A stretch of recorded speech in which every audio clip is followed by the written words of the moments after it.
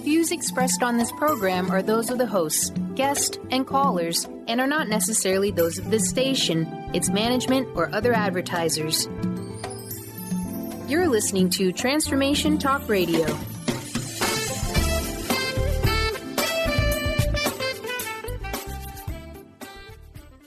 Moms, are you ready to become enlightened, empowered, and stress-free? Well, get ready because you are about to tune into vibrant, powerful moms helping everyday women create an extraordinary life with Debbie Pokornik. Each week, Debbie discusses topics to help you become self-aware, inspired, and on track to create the life you crave. It's time to stop settling and start thriving. And it all begins now on Transformation Talk Radio.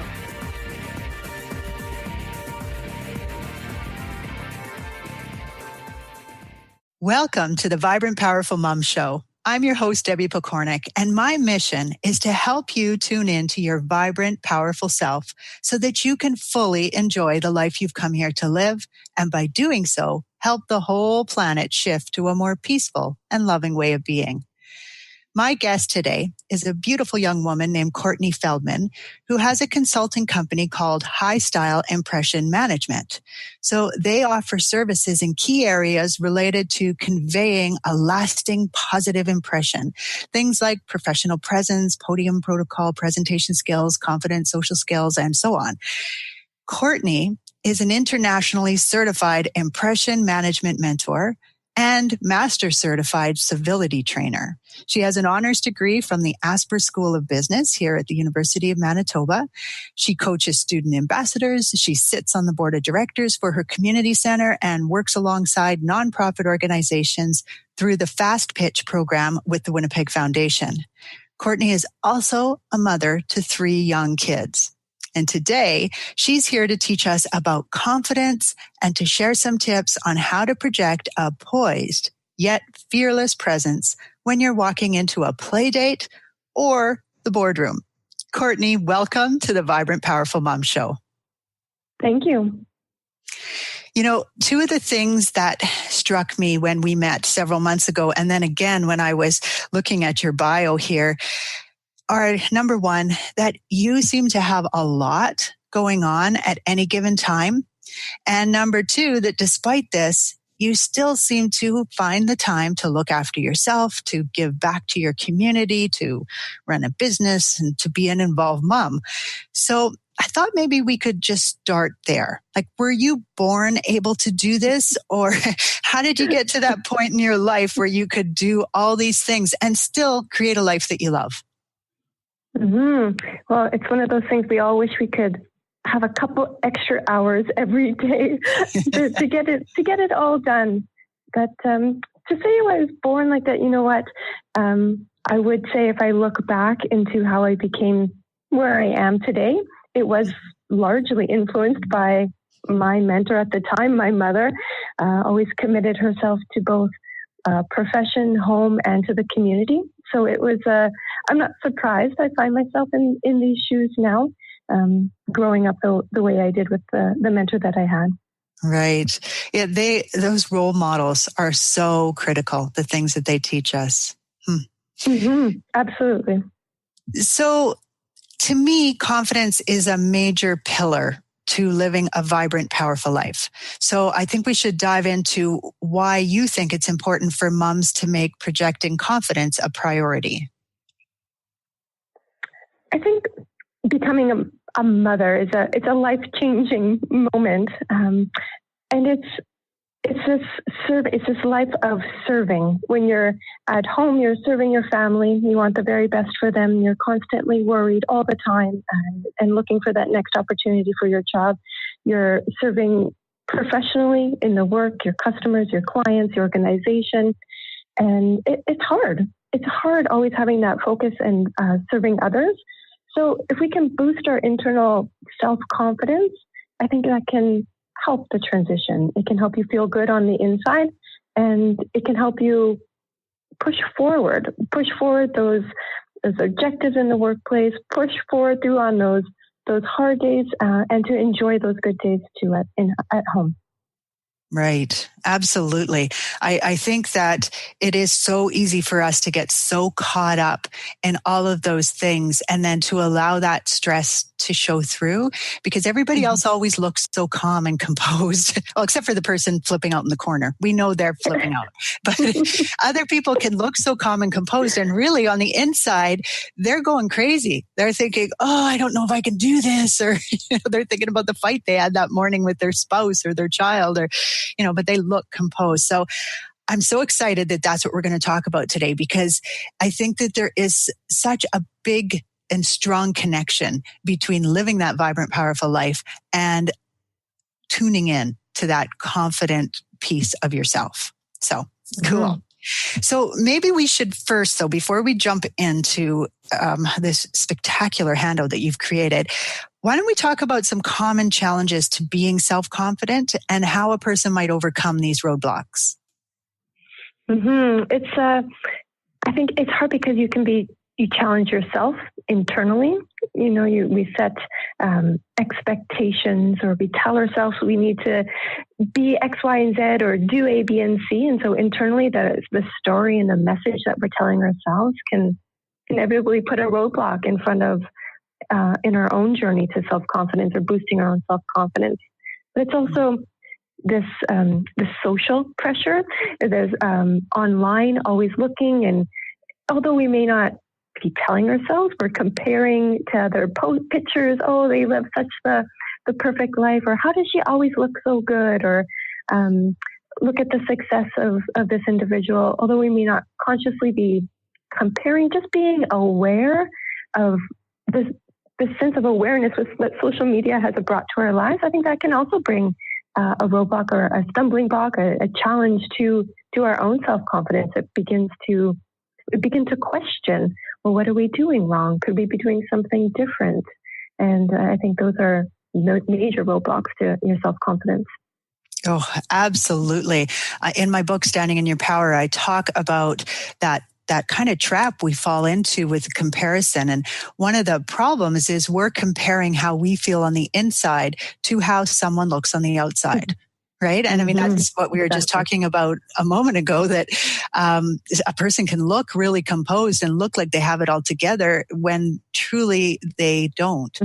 And so I think that's huge, huge, huge. Love it. And there's also as you becoming a mother, there's this whole realization things are new, things are different. You have different expectations, you have new responsibilities, you have a new outlook on the future. And I think coming to terms with that, understanding that, appreciating that is also a big factor in how you're going to project yourself and be self-confident moving forward. Oh, absolutely. We could have a whole conversation just about things being new and how that puts us into a bit of a tailspin, because we always think we should know how to do things, especially if we think it comes naturally, like most of us tend to believe about parenting. And parenting isn't a natural thing, so it can be a challenge. But let's resist the urge to go in that direction because you have created a really beautiful and an information-packed handout for our listeners. And it focuses on increasing confidence, but specifically on projecting confidence, even though you might not be feeling that confidence. And I think that those are some really great tips for people. So could we start, what are some of the ways that a person might project confidence? So I broke this concept of bringing confidence to yourself into 4 main components. I thought this would be an easy way to make it applicable and bring it into your own life. The first piece I called it be proud. So this encompasses everything about yourself, that inner being proud of who you are and what you have to offer, that presence piece. And then the next one I thought was be purposeful. And so this revolves around some of the topics around your actions, how you're interacting, that nonverbal, your body language, being purposeful in your gestures. The other one was be present. So this is tuning into what's happening around you and how you can use that energy to boost your own self-confidence. And the final one was be prepared. And this is looking into the future, which as as a mom, whether you're at home in the trenches of the laundry or you're in the boardroom, making strategic decisions on where your organization is going, it's always important to keep those next steps, what's coming ahead of us, in perspective and in mind, because that helps us control our behavior, our attitude, which all adds into your confidence. Right. Nice. Okay, so let's break that down even further now, because some of those are internal things, how you feel about yourself, and that is so important. But let's say a person is feeling like they don't measure up for whatever reason. They're going into a meeting and they're not sure if they're prepared properly. So how do they project confidence in that room? What are some, because you shared so many great tips for how to do that. So maybe if you could just share about 3 little ones. So walking into a room, you're uncertain as to the outcome or you're nervous. The number one thing you can do is be aware of your posture. I think how you hold yourself, that presence, I think even just taking a moment to reflect on it, you'll automatically shift in your chair. You'll throw your shoulders back ever so slightly. And it's these subtle movements that can project a lot of confidence. You think about taking up space, taking deep breaths. I think that can all play a big role in how others will interact with you in that room and how you will approach others in that room.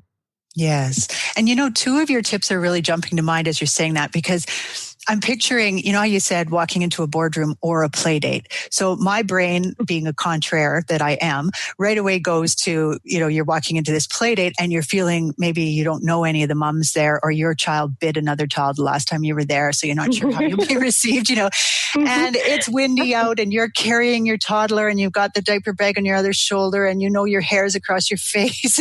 And so you're not really able to focus on the posture. But one of the things that you mentioned in there is simply smiling. By smiling, we project a sense of confidence that, this might look like I'm completely discombobulated, but the truth is I'm okay.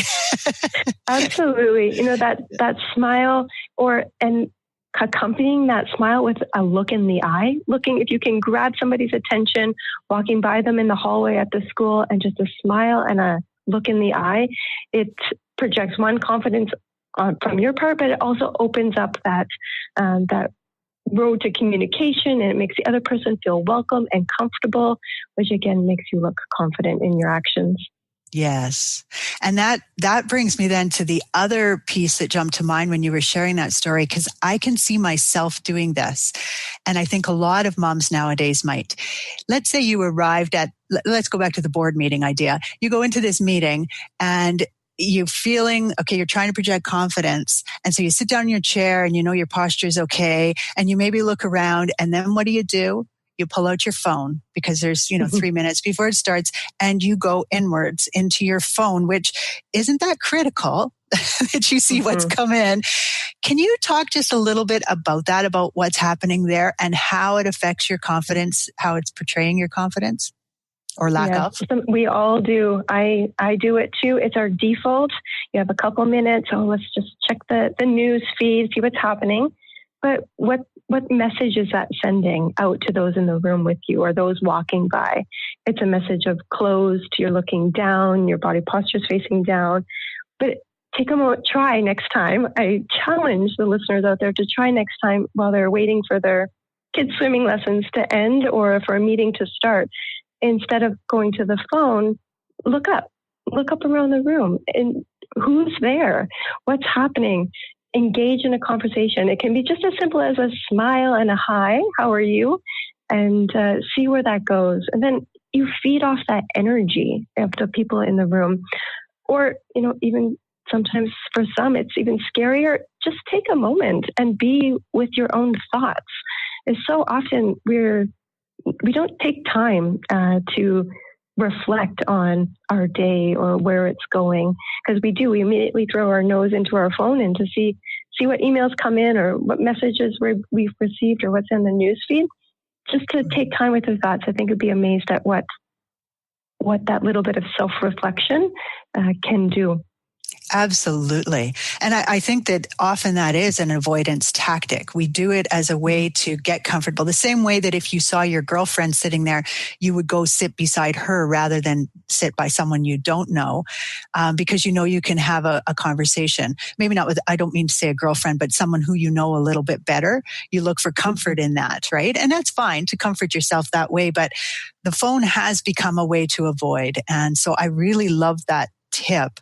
Not to say the phone is bad, but just to say that sometimes when it comes to portraying confidence, it's a great idea to not pick up the phone. Look around. You'll see the other people are all using their phone as a way to avoid, but look for the other person who isn't, right?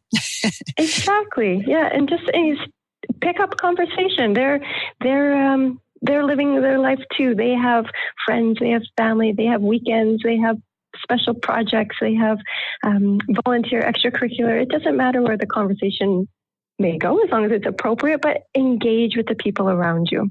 Yes. Nice. So there are so many great suggestions in this booklet. Do you have a favorite? And or let me give you a two-part question. You can decide which one to use. Either a favorite, or maybe you even have a story about how you or one of your clients used an idea from the booklet and found an immediate difference in how they were treated. That's an interesting question. I like when I talk about, it spins off this conversation of engagement, but having an opinion when you are engaging in the conversation. I think sometimes we forget, we look the part, or we're on time, and we're projecting this confident presence. But it's what you're saying, what you have to say can also impact somebody's viewpoint or what they think of you, how confident or credible you are in whatever situation you may be. So if you do have an opinion, are you sharing it? And is that opinion, are you always the person who has something to complain about? The class is too short, or the teacher didn't do this, and this in the class, or the coffee's never filled at the office, whatever it may be. Are you always a person with that negative spin? So I think it's important to think about not only your presence and the body language and how you're presenting that confidence, but also are the words and what you have to say supporting that? Or are you sending two different messages? If you're always the person who has something to complain about, or you're always the person to contradict, that's not right, or it should be this way, or you're always the person to disagree, it shows that you're not really, that's not a confident person doesn't do that. You're looking to boost your confidence in a negative way, which will eventually come back and hurt you. Yes. And I think, in my opinion anyway, that it's often better to say something like, that is an interesting opinion. Here's my thoughts on it, or, whatever. Oh, absolutely, but, yeah. Yeah, nice. I'm not suggesting you need to agree with everything. Absolutely not. Of course, and there'll be difficult conversations that need to be had, but it's your approach, and it's the language that you use, and it's how the conversation flows. So I love the idea of, I just want to break that down a tiny bit further so people understand that you're wanting to engage. And I think in the booklet, you talk about standing around the water cooler at work kind of thing, wanting to engage and share your thoughts and ideas. But if you typically do the negative thing, like what's wrong, or complaining about someone, even the weather. Here in Manitoba, we use the weather a lot as a launching pad for conversation, and that's okay. But you really want to watch that negativity or giving advice or always having to be right, because those are the kinds of things that will push other people away. And then you don't feel very confident, right? So I love that one. It was on my list of one of my favorites. Another one of my favorites was your tip on being decisive, because I think that this is such a challenge for so many moms. Can you expand a little bit on how a person can be decisive? Yes, when I was putting this together, I thought, even myself, there's so many decisions that you're making every day, and some of them are big with big consequences, but some of them are just your everyday decisions. What am I going to wear today? What am I cooking for dinner? What are the kids eating for lunch tomorrow? There's so many decisions that need to be made. And so many times I find myself, I'll do that later. I don't want to think about that decision. I'll get to it later. but really that later in that quiet time, I'm not sure. I'm still trying to work out when that quiet time is. Yes. So a confident person makes a decision and moves forward. There is a couple different dimensions to that. One, it clears space in your mind so that you can focus on the next project, the next task that needs to be done. Mm-hmm. And two, a confident person makes decisions and moves forward. They're confident in their decision and they're acting on it. They gather the resources that they need, and it's pushing them towards their next decision or the next project or the next task that they need to tackle. So they don't float around. Yes. It makes me think of the progress bar on our computers, right? So that the progress bar continues to move forwards and rather than just spinning. Yes, exactly. Yeah. I often talk about the idea of that there isn't a right or wrong, that events themselves are neutral. And that comes into play, I think, with this, because so often as moms, like you say, we're making so many little decisions. We kind of get tired. And then when it comes time to make other decisions, we don't want to do it. We want someone else to do it for us. And part of that is because we're afraid we'll make the wrong decision. And so I think it's really important for people to understand that moving forwards, making that progress bar jump means taking action. So it's making a decision, and every action takes you somewhere. So if it doesn't take you where you want it to go, rather than think of it as wrong, you can actually take a step back and go, okay, so that's not quite where I want to go. I'm going to adjust course, and now I'm going to make the decision to do this. And of course, as women, we always retain the prerogative to change our minds. Always. Yes, absolutely. I think as moms, we're always second guessing our decisions, or we're nervous to make a decision because we don't know if it's the right decision, or will it be accepted, or is it the right decision for my son or daughter or for the family? And so there's always, it's not easy to make a decision. But I think also as moms, I had a very good friend tell me once, whatever decision you make for your family is the best decision. Absolutely. And I thought that was a piece of advice I will always carry with me. Not second guess. It's the right decision for your family, and you move forward on it. Yes. And I always like to tell people you're making the best decision you can for who you are in that moment in time. Now, it might change 2 minutes later, but for that moment in time, that's your decision. And it is so critical. So I love that you put that in there. I just think it is such an important part of building your confidence, because then you start to recognize you can handle, any decisions, whether they take you in the direction you want or not, you can still handle them. So just make them. Beautiful. Now there's another one there that really jumped out. We're getting very close to the end of our time together, but I'm hoping we can quickly talk about it, which is the idea of holding on to and even expanding your dream and how that helps with confidence. Can you talk just a little bit about that? Yes, that comes from the concept of the end in mind. What's that big goal that you're dreaming of?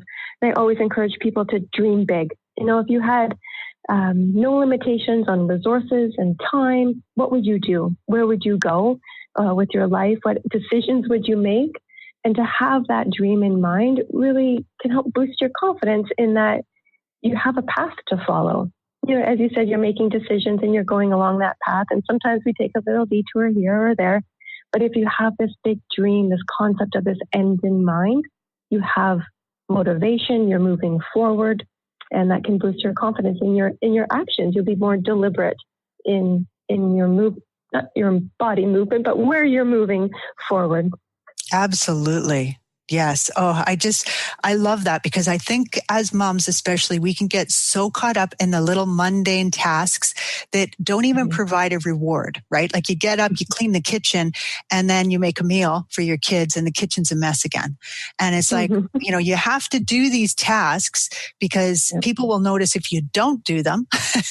But if you do them, they don't last for very long sometimes. You just wash the floor and the dog walks in with dirty paws or whatever the case might be. So I love that you talked about that and how important it is for people to keep their desire alive, to always have something that they're going for that's a little bit scary, a little bit bigger.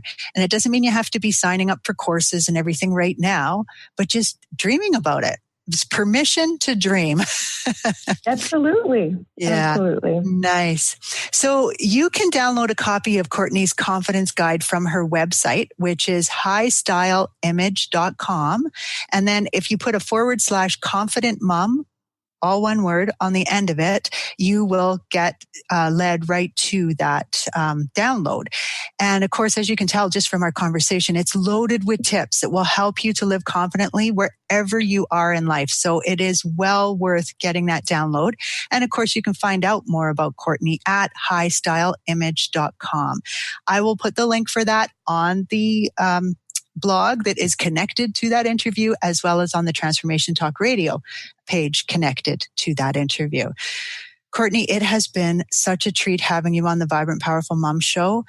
You shared a lot of wonderful tips. So thank you so much for giving up some of your very precious time, and especially for creating this beautiful handout for our listeners. I really appreciate you. Wonderful. It was great to be here. Thank you. Oh, you are welcome. And a big thank you to our listeners for tuning in, sharing, and hopefully raving about this show. I so appreciate you. With much respect for you and the journey you are on, this is Debbie Pokornik and her guest, Courtney Feldman, wishing you a vibrant and powerful day. You've been listening to Vibrant Powerful Moms with host Debbie Pokornik. If you've enjoyed this show, please give us a shout out and leave us a positive review. To find out more about Debbie and her sisterhood of Vibrant Powerful Moms, visit empoweringenergy.com. That's empowering with letters NRG.com.